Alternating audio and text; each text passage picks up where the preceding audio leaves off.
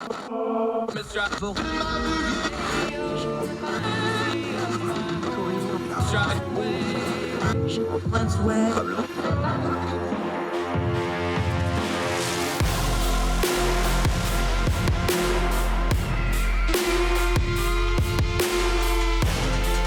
your host, Andrew Donaldson. This is Heard Tell. Hi, it's Heard Tell Show. It's Monday, February 28th, last day of February. Hope you all doing well. I'm Andrew Donaldson. Really appreciate y'all joining us. Hope you had a great weekend, even with all the craziness going on in the world. We're going to take a shot at turning down the noise of the news cycle on all the things that are going on. Going to talk a little Ukraine today. Going to talk about the Russian invasion, of course. Everybody's talking about it. Great guest today. The way we're going to cover the election year for the midterms, we're going to go to the individual states. In some places, we're going to go to the localities. We're going to go to some cities. We're going to talk Senate races, House races, governor races. We're going to get into all that, but we want to talk to people at the source. So today we're going to talk a little Ohio, the GOP Ohio Senate primary, getting a lot of attention for all the wrong reasons because of the way the candidates are conducting themselves. Our buddy Brady Leonard, podcast host, No Gimmicks podcast, been a friend of ours a long time. One of the first podcasts I ever went on as a guest. He was one of those guys that told me I should go do a podcast. So happy to have him today. Going to talk a little Ohio politics with him. Also, we're going to preview the State of the Union speech, which is our annual dog and pony presidential show. So we'll touch on that briefly, how we're going to cover it, how we're going to discuss it, what our expectations are. Great story out of Hawaii. We always end the show on a happy or a good or an uplifting note. A food charity out in Hawaii. It's a bunch of stuff that I'm going to mispronounce, but what they're doing is great work helping people out. We always love to cover that. We're going to end the show with that. Also on the program today, we're going to talk a little foreign policy because one of you did what we always say, reach out, talk to us. We'd love to hear from you. A commenter on the YouTube page asked a question. We're going to answer it. Going to talk a little foreign policy based off his question, a little big picture foreign policy, not just what's going on right this second. But first, let's talk about Ukraine and Russia. A lot of events happening over the weekend. The Ukrainians are holding, as of the time that we are making this episode of Heard Tell. Of course, they are several 8-9 hours ahead of us. Events are rapidly changing. The Ukrainians are holding up well. They're holding up better than a lot of people expected. Their bravery, the bravery of President Zelensky and their other leadership. Want to caution you a little bit, though. The Russians are just now, the way logistics work, I tell you, folks, logistics makes the world go around, especially in warfare. They're just now getting the main body of their army into the country. There's a lot of dark days ahead. Every minute, though, that the Ukrainians can hold out, it brings more pressure on Russia because it exposes the lies of this illegal war of aggression that they shouldn't be there in the first place. We are pulling for Ukraine. We are completely Team Ukraine here against the evil, wicked Vladimir Putin and his unlawful war crime, by the book definition of war of aggression is a war crime, attack on Ukraine. But we need to be cautious. There's a lot to go yet. The Russians are just now getting their forces, the main body of their forces, into positions around the places that they really want to fight. They have the ability to level cities. Let's pray it doesn't go to that. They have really nasty stuff like thermobaric weapons. They also have raised their nuclear alert level as a threat to the rest of the world. Dark days ahead for Ukraine, dark nights of fighting. We will continue to cover it, but I want to talk about a couple things that Vladimir Putin has done by invading Ukraine that he did not intend to do. He intended to invade Ukraine to get it because he's coveted it for a long time. We know all this. We've already covered it. But he's managed to do a couple other things that he didn't intend to do. One is he's fully unmasked himself for what he really is. Nobody of good faith can ever again say that Vladimir Putin is anything other than what he is, a thug dictator with imperialistic means. He is taking over countries because he wants to, not because he has any justification whatsoever, despite what he says on his propaganda machine. They're losing the propaganda war in Ukraine. Part of the brave resistance that they're throwing up is that the Ukrainians are winning the propaganda war and the Russians look more and more inept. We all thought that the Russian propaganda machine was one of the best in the world. Maybe they're not so good at it, especially when they have to spin lies out of whole cloth. So the world is getting to see Vladimir Putin for exactly what he is. Something else is happening, though. The Germans, Olaf Scholz, we've talked about him, the Scholz machine, we jokingly call him because he's not the most charismatic guy. Go back and listen to the Heard Tell. We talked about the changeover from Angela Merkel to Olaf Scholz. It's a back episode of Heard Tell. Make sure you go listen to that to understand the dynamics. A title shift in European politics, an amazing speech in front of the Bundeswehr where he walks out. He says, we are going to spend on military spending. We're going to go above our 2% that we have long held to. They're going to put $100 billion one-time shot into defense. This is a big deal. We have argued, and there is some legitimate criticism that others have leveled at NATO, that it was American-led and the other NATO countries didn't always pull their weight. That's a fair criticism. One thing that this invasion has done is it has woken up Europe, that they have gotten fat, dumb, and lazy under the largesse of America and NATO protection and haven't kept their own protective houses in order. And it looks like that's woke them up. Finland and Sweden and others are talking about joining NATO. Germany's talking about expending massive amounts of money to get their military house back in order that we already covered last week is having issues. The UK is reconsidering their positions. They have left with Brexit, obviously, but they have security concerns in the EU, and they're readdressing those now. NATO and Europe are not the same thing. We're using them interchangeably a lot in media right now, but understand they're not the same thing. But what comes next after this, because they see the threat that Vladimir Putin has leveled at them, may be even better than NATO, may be more focused than NATO.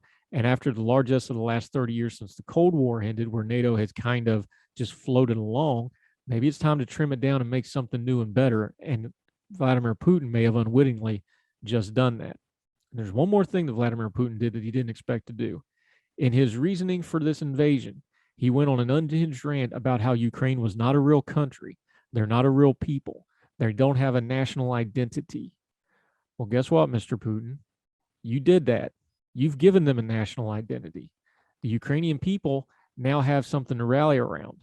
Those images of mothers with their children taking up Kalashnikov rifles to defend their homeland, teachers crying and leaving their students to go defend their homes in the streets and in the rubble of buildings that have been hit by your missiles and your tanks and your weapons and your airstrikes. That's ethos, mythology building stuff for a people, for a young country that is still finding its way in the world. This is the stuff that legends are made of and national pride are made out of. No, Mr. Putin, you're wrong. The Ukrainian people do have an identity now. They're the people, and of all the world, who finally stood up and said, enough, we're going to fight you. You're not getting your way here. You can kill them, you can conquer them, you can pour thousands of troops into their country, and you can take it over temporarily. But you're not going to be able to break something that you just created unwittingly. You created a national identity in the Ukrainians because they're the people that stood up to you when almost nobody else would. And now you're seeing the rest of the world every day and every minute that they hold out, rallying more and more to their side because it exposes the wickedness of you. So great job. You gave them exactly the thing that you claimed they did not have. So, Vladimir Putin, from the bottom of my American heart and on behalf of freedom-loving people everywhere, you can go to hell. And I hope the Ukrainians help you get there. And glory to Ukraine. More Heard Tell right after this. Now let me see you go off like a bomb.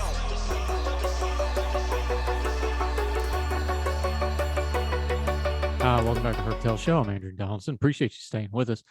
We'd love to hear from you if you reach out to us, either commenting or leaving a rating, or on like the Facebook channel for Big Talker Networks, or on the YouTube page like Chris Weed did here in a minute. We want to hear from you. We'll respond to you. We'll even put you on the show if you keep your bearing. Be nice about it. Love to hear from you.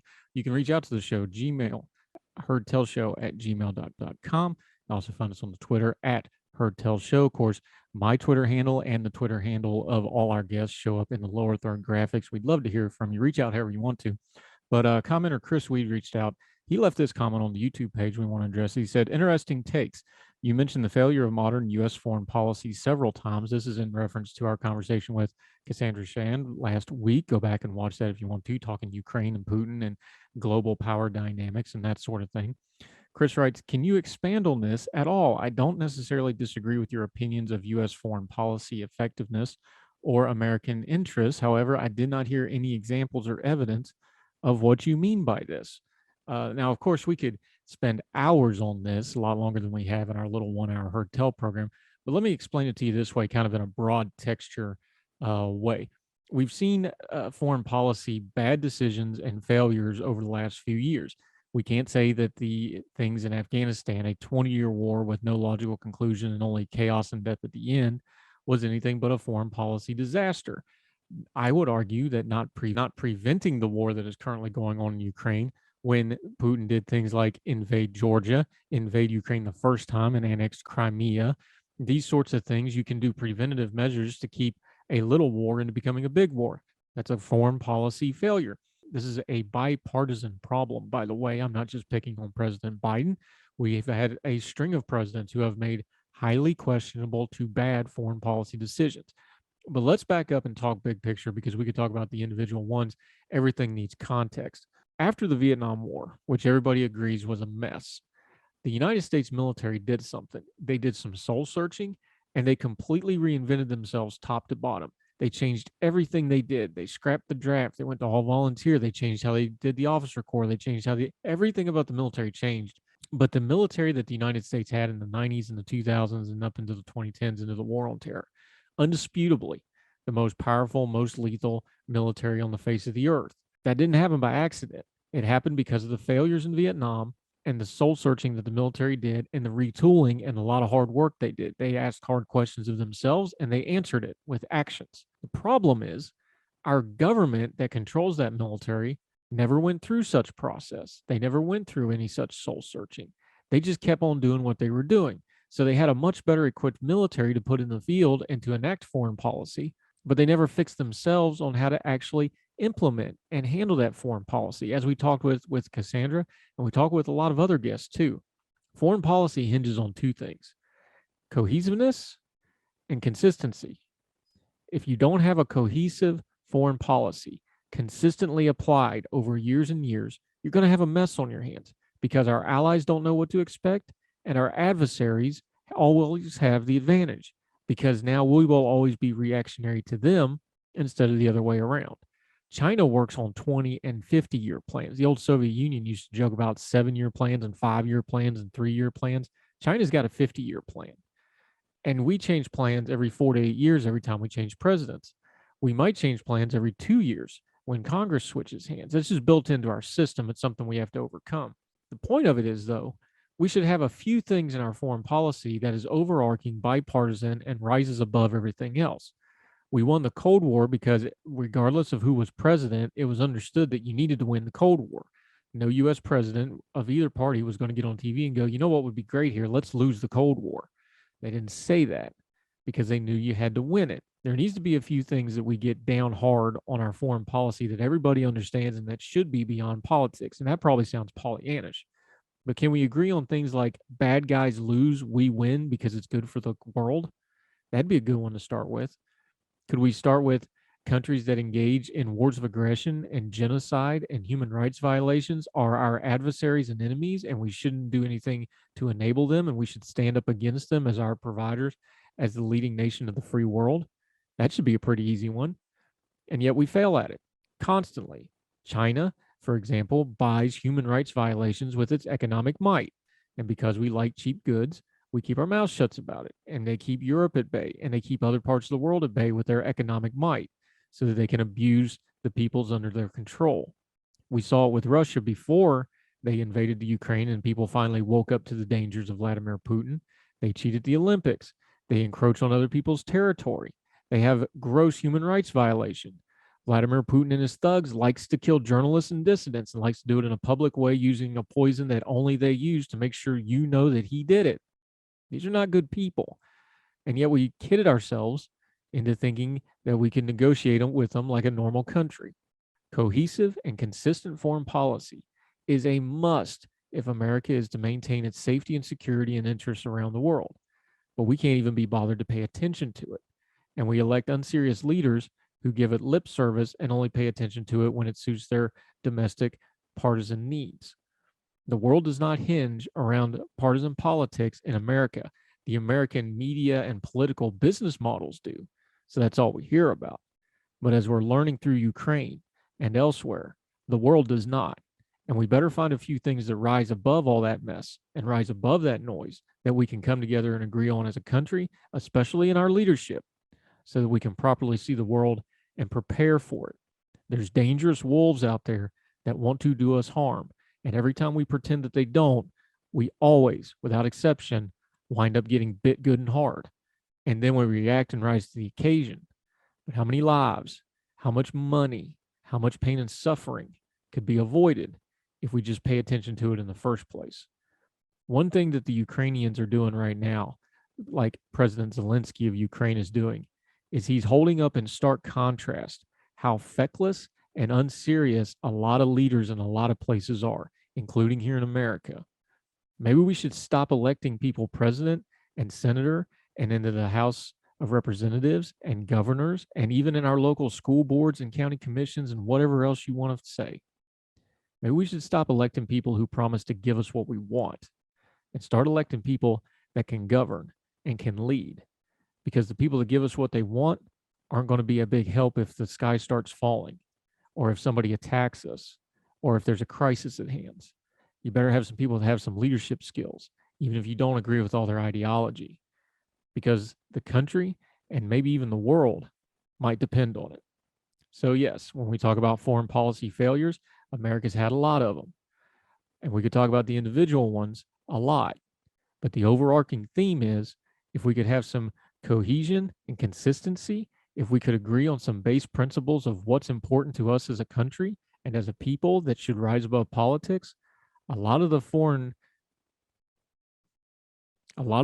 policy problems we have would fix themselves. Like we always talk about on this program, if we could have some accountable government and have accountable citizens, boy, that'd fix a lot of our problems without having to use any fancy terminology. But we don't want it. But most of us aren't ready for that conversation. We're too busy sending cat pictures and downloading memes and making fun of the politicians on the other party like they're nothing and we're everything. We're a foolish people. And until we stop being foolish and grow up a little bit, the rest of the world is going to see us for what we are, not ready to be serious players in the world. More Heard Tell right after this.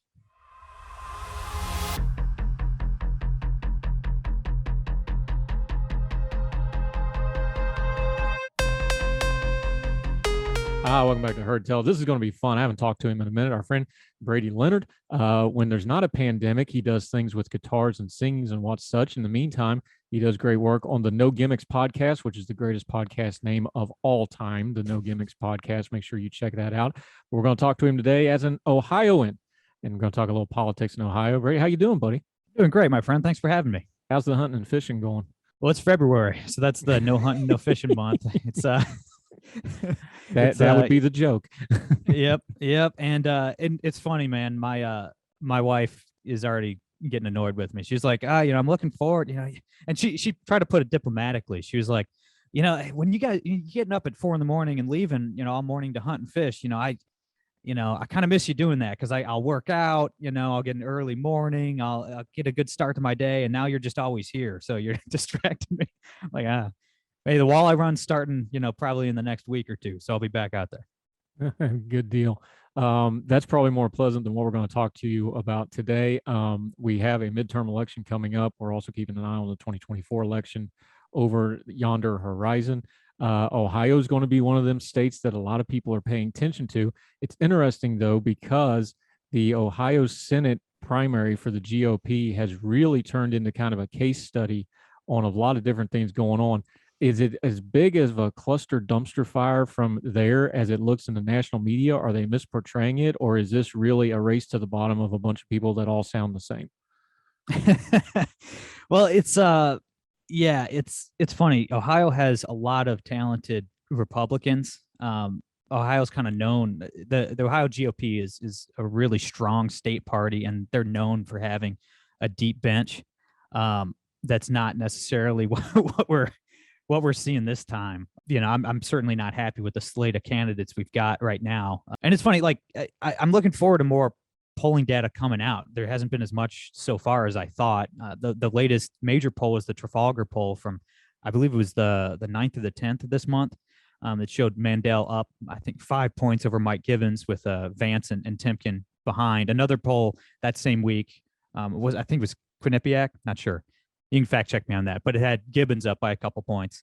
And then Gibbons internals had him up big, but, take internal polling with a grain of salt. But, I'm looking for, it's tough to tell kind of where the race is at right now. I'm personally rooting for Gibbons, but I'm looking forward to seeing some more polling data. I have to imagine the next few weeks we'll start seeing more. Yeah, I think so too. Let's just start with him since you brought him up. The other three folks have been getting more attention. Timken was kind of the early person for some of the establishment folks. JD Vance is probably the most known nationally. Of course, Mandel's on his third shot at a Senate. But we were talking a couple of weeks ago. I don't want to talk out of school here, but you were the one that told me weeks and weeks ago, like, hey, pay attention to Gibbons with all the rest of this mess and the way this is just kind of turned into a clown show among those other three candidates. Gibbons is kind of getting traction by just being a normal Catholic Ohio dude talking about normal Catholic Ohio things. Yeah, I mean he's running a really good campaign, and he is campaigning as the normal human being.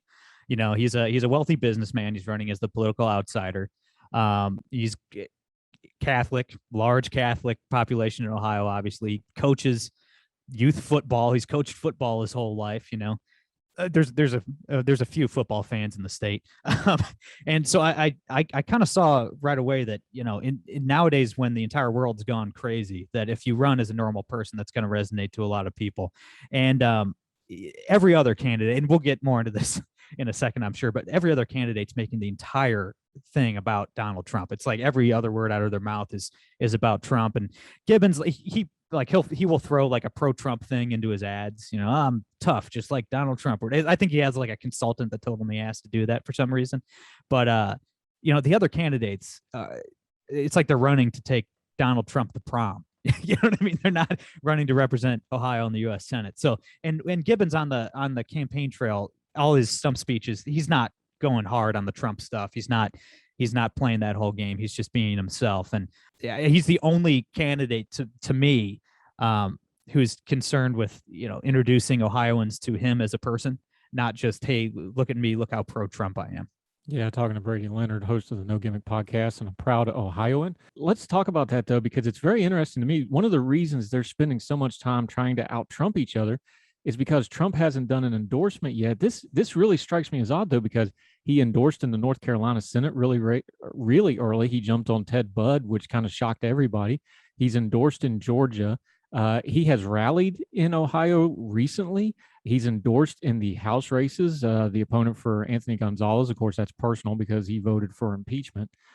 Why hasn't he gotten into this? This seems really strange. Or do you think he's just enjoying the feeding frenzy, or is Ohio just not on his radar as much as maybe Georgia or one of these other states? What do you think it is that's keeping him out? I have to imagine he's enjoying the feeding frenzy. I mean, come on. No, I've never met Donald Trump, Andrew, but from what we both know about the man, I have to imagine he's enjoying the sycophantic love affair that these candidates are lavishing on him. You know, particularly the guy who was known as the front runner this whole time, Josh Mandel, has made his entire and you probably you remember this from his previous runs, but he was this, like, his whole political identity was, you know, I'm this combat veteran, this young guy, conservative. You know, he was kind of like he was running to be like a Tom Cotton. You know what I mean? Somebody along those lines. And then he changes his entire personality and public persona and makes it all about Donald Trump. And it's so strange. I mean, maybe Trump was, even as much as Trump loves people saying nice things about him, maybe he even thought that was a little cringeworthy. Yeah, I remember. Probably not, but there was a joke. I forget who said it online or I'd cite it, but there was a joke about the old, and now this is the old Josh Mandel, not the current version, that he was a stereotypical National Review intern, but without all the pizzazz. That was kind of the book on him. That man has gone hardcore, Donald Trump. Now, he's had a couple of interesting things happen. He dropped out of his last race for really ambiguous reasons. He talked about, you know, family issues, things like that. He went through a divorce. I'm not going to get into that. People want to talk about it, they can, but people's divorces and stuff, especially when it involves kids, I'd rather just leave that alone. Not my business. Yeah, not my business. I'll leave that for what it is. But when he came back this time, it's all culture war stuff to the point of absurdity. Remember him swearing he was never going to take his Cleveland Indian hat off, which we haven't seen since. I'll just throw that out there.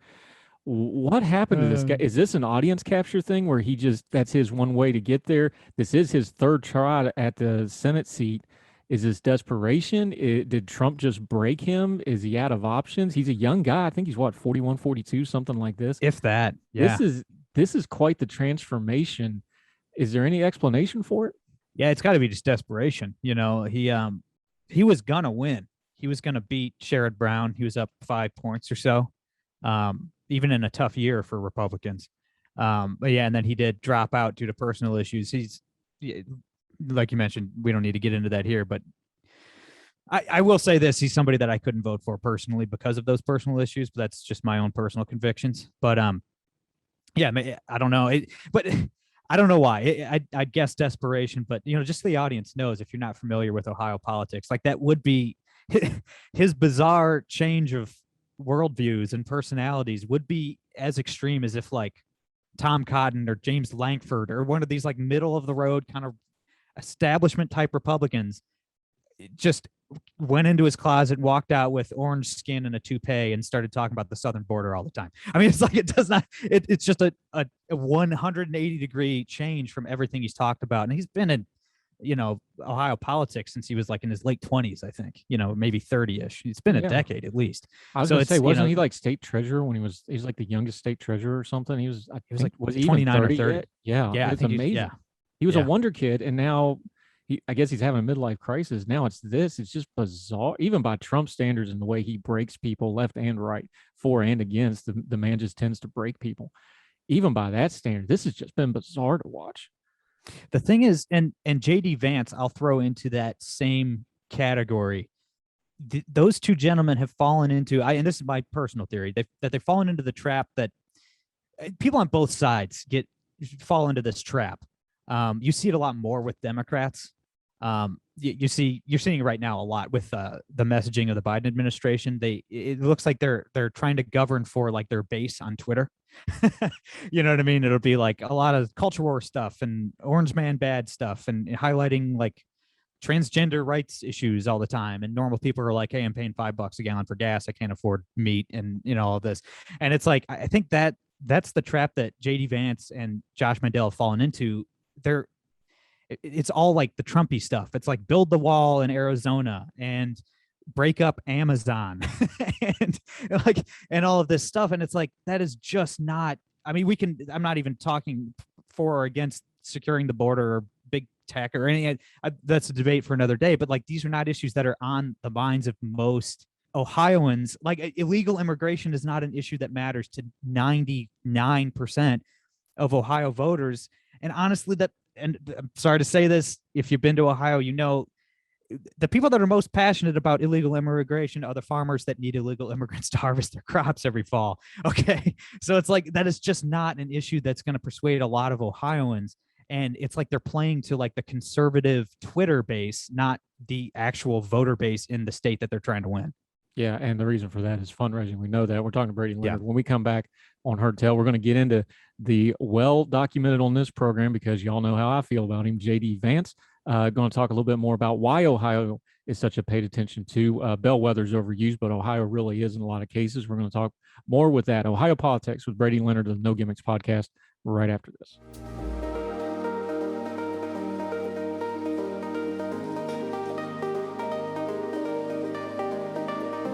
Welcome back to Heard Tell, talking some Ohio politics with our buddy Brady Leonard. It's been way too long. Appreciate you being with us today, buddy. You brought him up, so we have to talk about him, because I don't like talking about him, because I prefer to just pretend he doesn't exist. But JD Vance is running for Senate. It is an interesting case study, though, because he probably has the highest national name recognition because of that stupid book he wrote, and because of his plugged-inness, because we famously know that Peter Thiel gave him $10 million to go run for Senate in Ohio. Really? He gave him 10 million, huh? Yeah, go figure. But let's rail against big tech. Okay. Another discussion for another day, but this has not gone well for the erstwhile defender of all things Appalachia, has it? No, man, Peter Thiel, God bless him. He's been burning through a lot of money, man. I don't know why you and I don't see any of it. Like, if he wants to waste some cash, man, I can think of. People keep telling me I'm a shill for this, that, and the other, and I'm like, dude, I will queue up in the line for the money. That VA check only goes so far, but I never see any of it. I'm a libertarian. I've been waiting on my Koch brothers money my entire life, man. It just hasn't shown up yet. Got lost in the mail, I believe. But yeah, I like you said, he's playing for the fundraisers. See, if I didn't know I knew he got millions from from big donors. I didn't know it was 10 million. I don't know why he's so desperate to campaign for the fundraisers then, but juxtapose that with Gibbons, who is a self-made man, and I believe he wrote himself a check for 12 million. I don't even know if the guy's fundraising. I think he's worth if not 9 figures, somewhere close to there. So he doesn't need to play that game. But yeah, I mean, Vance in all polling I've seen is never made it above third behind Mandel and Gibbons. His ads are bad. It's a bizarre turn too, because he did make all these comments that the Trump people hate, calling Trump an idiot and all that in 2016. And now he's backtracking, saying how much he loves Trump and all that. And it's like, man, he's not fighting. He's giving his opponents ammo. He's campaigning and raising money out of the state. He's flip-flopping on Trump and everything else. He's not talking about issues that really matter to Ohioans. And it's like, it's a bizarre campaign. I don't know who's running the campaign, but nobody too intelligent from where I'm sitting. And yeah, I mean, to be honest, I've never read the book. I never saw the TV show. I see your disdain for the man, and maybe that has pushed me against ever reading too much into him. But he's not a candidate that I take too seriously. I don't think he really has too much of a chance. And honestly, I have to say, I do live in a major media market in Toledo, in Ohio. I mean, as far as Ohio goes, I'm a major media market. And the Vance ads have not been around very much. People have been saying he might even be running out of money, which is fascinating. He burned through 10 million already, but yeah, I don't think his ads have been effective. He hasn't really jumped up ever in the polling. And yeah, Timken too. I don't think she has too much of a chance. I really think it is going to come down to Josh Mandel or Mike Gibbons. I'll tell you where that money goes, because about, let's see, back 1st of February, Politico got their hands on this internal PowerPoint slide deck from the Vance campaign of everything that was going wrong. It's a 98-page PowerPoint presentation. Let me tell you something. I'm a professional writer. I ain't doing a 98-page slide. I don't think I've ever done a 98-page slide deck for anything ever in my life, because about 10 or 12 and I'm done. And now a 12 slide deck, that's an hour right there. Obviously, there's a lot of overhead to his campaign if you've got internal people doing crap like this. However, that 98-page PowerPoint that was leaked had some really dire numbers that he is just not getting any traction at all. When he does wade into the culture war stuff, he's really bad at it. Last week, he took a run at Barry Caffrey, of all people, calling him a cocktail general. And so, like, listen, we have some of those. Barry Caffrey is not one of them. He has 3 Purple Hearts, a Distinguished Service Cross. 2 of his kids served. His grandkids are serving now. That's not the guy to take a run at that. That's the leader of the famous left hook in Desert Storm, one of the great military maneuvers of all. Like, dude, can you not Google somebody before you go shooting all of it? Like, he's just tone deaf bad at some of this culture warring stuff. And him and Mandel have the same problem. Is it's like it's almost like they're speaking a second or third language, and all the jokes have the wrong high points when they try to do this, isn't it? Because it just all lands cringe, doesn't it? Yeah, Vance especially, it seems like he does speak conservative or Republican as a second language. And you saw it, and it was a pretty nasty comment about the Russian invasion of Ukraine the other day, where JD Vance, he doesn't quite get it. He doesn't get how to, he thinks he's espousing these positions that conservatives agree with when he's really not. And so when the Russians moved into Ukraine, he tweets something or puts out a statement I'm paraphrasing here, but it was along the lines of, LOL, who cares about Ukraine? Let's worry about the southern border, or something like that. And it's like, all right, hey man, I'm as anti-war as it gets. I'm a pretty radical libertarian personally, but what do you mean? You sound like a sociopath. You're saying you do not care what happens to Ukrainian women and children, because that is something a sociopath would say. You should at least be praying for peace in Ukraine. And that's, obviously I would never advocate for sending American men and women over there, but you can be against military action and still pray for peace. You can still I care about Ukrainians because I'm not a psychopath. And so, like, he puts out these Twitter takes on letterheads, you know what I mean?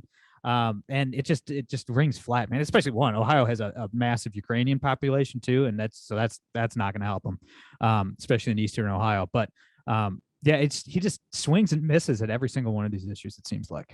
Yeah, that's the first thing that hit me. I'm like, I got family up around Youngstown. I'm like, there's a lot of Ukrainians in Northern Ohio. What do you like? Oh, Just yeah. politically, that's a really and the other thing is a lot of European descendants. They tend to have a little bit of solidarity as immigrants. Like, you know, the Czech folks, the Polish folks, that stuff lands hard when you start going after somebody like that. They're just not going to like that sort of thing. No, no. I mean, Toledo is a massive Polish population. They're not going to like that at all. It's like and it's just it's all Twitter, man. I mean, this is the day and age we're in, and it's not just these guys, and it's not just the left or the right. They all get trapped into playing for their Twitter followers. I mean, you see, I mean, anytime there's a presidential primary, you saw it with the Republicans in 16, the Democrats in 20. It's like every debate, it's like they're trying to win with these Twitter takes that just land flat. It's like, guys, you're campaigning in Iowa. You know what I mean? You just can't do like the Green New Deal stuff, or like you're campaigning in Ohio. You can't say you don't care of what happens to Ukrainian civilians. It's like it's so bizarre, and it's Ohio, man. It's a funny state. Like they don't necessarily go along with the trends in each party. Especially the Republicans. Like they don't, like Mike DeWine's the governor. He's not a traditional Republican in terms of what you would consider a traditional Republican in 2022. A more like, populist or libertarian or, Trumpy. Like he's none of those things. He's like an old school guy, Senator Portman, an old school 90s Republican kind of guy. It's like Ohioans, they don't go along with the national trends in terms of where each party is headed all the time. And I think, I think JD Vance, he's really running into that buzzsaw head first right now. Yeah, and Brady Leonard we're talking to. Kind of to wrap this up and bring it back to Ohio. One of the most interesting things, and I'm a little biased because I've got family in Youngstown. That's the Donaldsons that spell the name wrong because they stayed Irish Catholic. That's another debate for another day. We're kidding. We love y'all, all y'all up around, all y'all along Mahoning Avenue down there in Austintown. We love you. But somewhere like Mahoning County, Youngstown, economically devastated. One of the biggest swing counties from Bush to Obama to Trump back to Biden. That goes exactly what you're saying is these are engaged voters, as in they don't just show up and punch the ticket. Whatever's happening affects how they go to the polls. And that's why Ohio is such a much-watched state election after election, isn't it? Yeah, absolutely. And I really think that is why a guy with, I think Gibbons started this race with something like 5% name recognition. He ran briefly. Was it 2 or 4 years ago? I can't remember, but he dropped out. He never got any traction. But he's talking about jobs. He's talking about the economy. He's talking about, Biden's failings economically. He's talking about, bringing, factories back and all that. And he's talking about the COVID stuff and how, Fauci's no good and all that. I mean, that's what you're worried about if you're an Ohioan, the COVID-19 stuff. If you're a Republican, you're probably worried about the government overreach regarding COVID-19. You're worried about your job. You're worried about the factories closing and all of that. And it's like, that's why you and I both, I think, tend to root for the good guy. And I think in terms of the quality of human beings in this race, I'd say that Gibbons would qualify as that. But yeah, everybody else just seems tone deaf when there are glaring issues.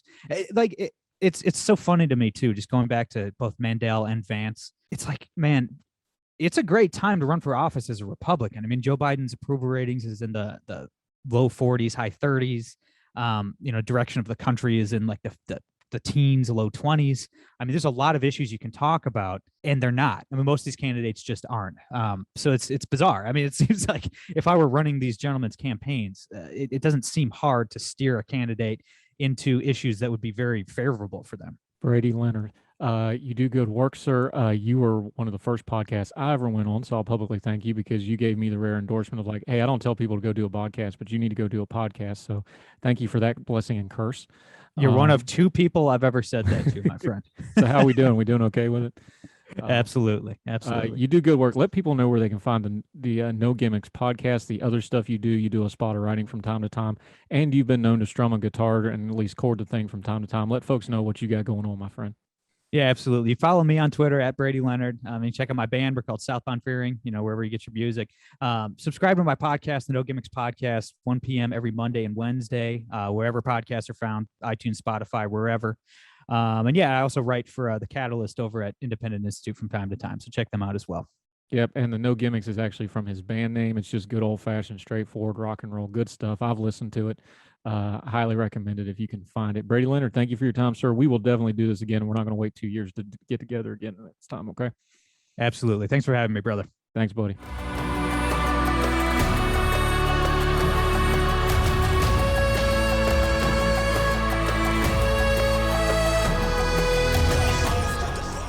Welcome back to Heard Tell. I'm Andrew Donaldson. Appreciate you staying with us and sharing us and watching us wherever you are. Sure appreciate you doing so. Quick update. The State of the Union's coming up. We know what the State of the Union is. It's mostly a dog and pony show with an hour-long speech attached. I wish it was shorter. Originally, you just wrote a letter and sent it to Congress. I wish they'd go back to it, but primetime TV time is hard for a politician to pass up. So we're going to go back to the dog and pony show this year. Last year's non-State of the Union, State of the Union address. Lots changed in a year. I want to just kind of preface how we're going to cover this a couple of ways. I don't think the State of the Union is terribly important. I think it's a lot of noise. It fills a lot of time. I think it will be very low in the ratings, and I think nothing that is said is going to really matter that much. Now, President Biden has a few things going. He's going to want to tout his Supreme Court nominee pick, Judge Jackson. We are waiting. Our friend M. Carpenter over at Ordinary Times is working up her deep dive, just like she did with Amy Coney Barrett, on the actual case law, and we will address that when that comes out. But setting that part aside, this is a president that desperately is going to try to change the subject. Here's the truth of all this. No president has ever increased his public approval rating between January and November in a midterm election year. Now, that doesn't mean you might not pull something out. Bill Clinton managed to pull out a couple of seats for his party, but that was because the impeachment was lingering and was very unpopular in the country. Look, a lot can happen between now and November, but as of right now, President Biden's approval rating is very, very low. And when the president's approval rating is low and you have historic and cyclical trends that the out of power party does very well in the midterm, this is looking like it's going to be a very, very bad election season for the Democrats. So President Biden's going to want to use the State of the Union to try to reset, to try to change the subject, try to get the conversation back on a few things he wants to talk about. It's going to be hard. We have Ukraine in the news.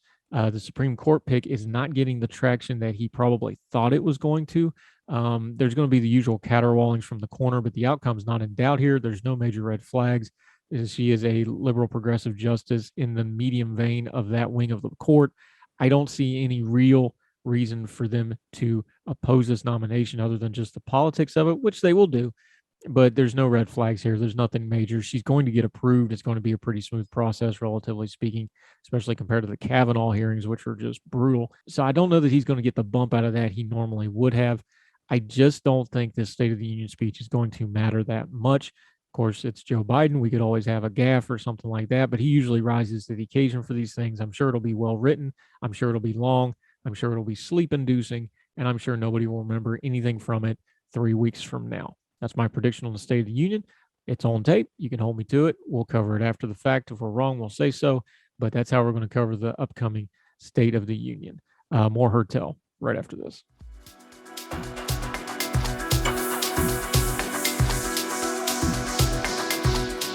Hi, welcome back to Heard Tell. All right, folks, we always try to end on a good and happy note. We're going to do it today. And if you think I mispronounce words anyway, you're in for a treat now, because I'm going to mispronounce a whole bunch of them, because we're going out to Hawaii, the islands of Hawaii, America's 50th state, one of the most beautiful places on earth, which also has places that are really, really hard for a hillbilly tongue to pronounce. But we're going to do our best with it because this is a great story. Honolulu from the Hawaii News Service, hawaiinewsnow.com. In Hawaiian islands of Honukaua, again, this is going to be a little rough. Just bear with me. A group of tireless volunteers prepares a new batch of meals weekly for those in need. Quote, in a rural community, there's always some level of food insecurity, said Ann Kroger, a longtime Hanakai food program volunteer. By the way, Hawaii is known for its tourism and beauty. There is also a lot of abject poverty and people that are disenfranchised, that are disadvantaged and need a whole lot of help. There's a lot of poverty on Hawaii. It's something that's a known issue. So don't just get all the glitz and glam of the beaches. There's people that are suffering. That's one of the reasons we want to cover the story. Back to the piece. Kroger is among the team that's provided free meals to the community every Friday at the Hanakai Hangawanji Buddhist Temple. I'm hoping I'm saying this right. But the efforts initially started in 2019 to assess Kupuana and Keiki, but that need exploded when the coronavirus pandemic arrived. Over the last 3 years, the program has distributed an estimated 35,000 meals. All those in need have to do is show up, no questions asked. Quote, the food is one of the biggest stresses in the family, said Mahalani Mahaki, the Hamaku Youth Center program director. It stresses families.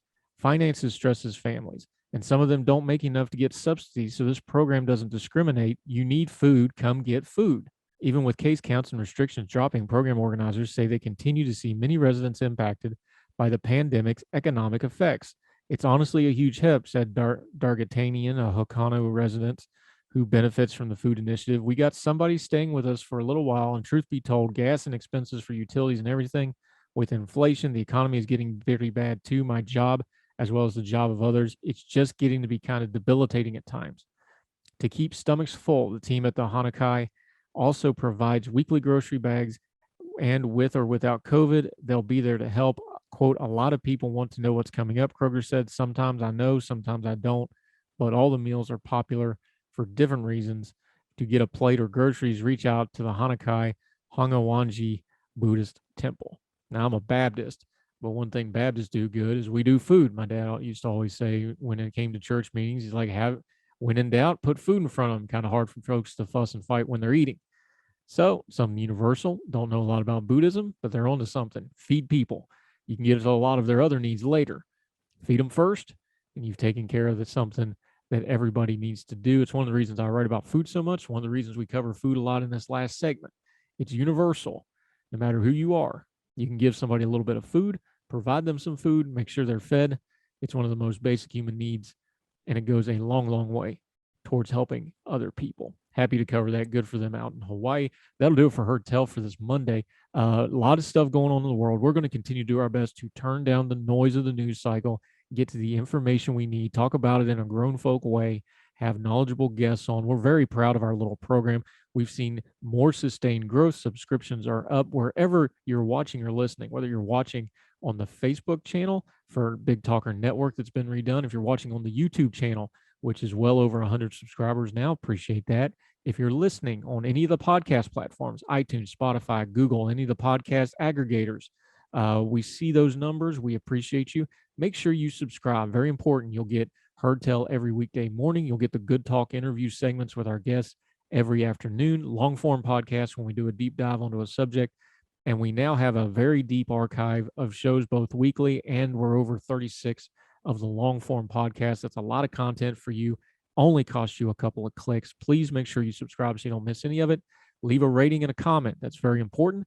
As you saw on today's show, we may even use it to fill in the show and talk about what you want to talk about, because this is a partnership.